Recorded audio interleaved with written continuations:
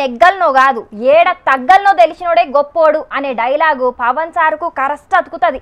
అట్లనే ఏడ తగ్గల్నో కాదు ఏడ నెగ్గల్నో తెలిసినోడే గొప్పోడు అనే డైలాగ్ కూడా చిన్న సీఎం పవన్ సార్కు కరెక్ట్గా అతుకుతుంది.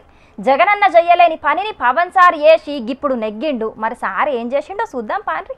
11 రోజుల ప్రాయశ్చిత్త దీక్షను ఇయ్యాలిడిచిండు చిన్న సీఎం పవన్ సారు. అలిపిరికెంచి మెట్ల తోవల కాలినడకతోటి 7 కొండలెక్కిండు పవన్ సారు. పెద్ద బిడ్డ ఆద్య చిన్న బిడ్డ పోలేనా అంజని తోటి ఎంకన్న దర్శనానికి పోయిండు. దర్శనానికి పోయే ముంగట డిక్లరేషన్ పేపర్ల మీద సంతకం చేసిండు పవన్ సారు. అగో పవన్ సారు హిందువేనాయే, సనాతన ధర్మం మీద బగ్గ నమ్మిక పాయరమున్నోడేనాయే, గాయనెందుకు మరి డిక్లరేషన్ మీద సంతకం పెట్టిండు అని అనుకుంటున్నారా? చిన్న బిడ్డ పోలేనా అంజని క్రిస్టియన్ కాబట్టి ఆమెతోటి పవన్ సార్ తోటి సంతకాలు తీసుకున్నారు తిరుపతి గుడి ఆఫీసర్లు. ఇక అటెన్కాల 2 బిడ్డలతోటి కలిసి పోయి ఎంకన్న దర్శనం చేసుకున్నాడు. అటెన్కాల భక్తులతోటి కలిసి కూసుండి బంతి భోజనం చేసిండు. పవన్ సార్ ఎంబడి డైరెక్టర్ త్రివిక్రమ్ సార్ కూడా ఉన్నాడు.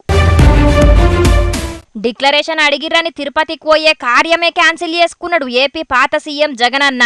గట్లెట్లా అడుగుతారు, గిట్లెట్లా అంటారు, గదేంది గిదేంది అని కూటమి సర్కార్ మీద బగ్గనే గరమైనరు పంకపాటోళ్ళు. పవన్ సార్ గురించి కూడా మస్తుగా కారడ్డాలాడిర్రు. అయితే జగనన్న జయ్యని పనిని ఇప్పుడు పవన్ సార్ చేసి ఏడ నెగ్గల్నో ఎట్లా నెగ్గల్నో బగ్గెరికే అనిపించుకున్నాడు. ఇక గిదే కాదు, పవన్ సార్ చేతులున్న వారాహి డిక్లరేషన్ పుస్తకం ఇప్పుడు పెద్ద వార్త అయింది. గదాంట్లో ఏమున్నది అని మస్తుగా మాట్లాడుకున్నారు.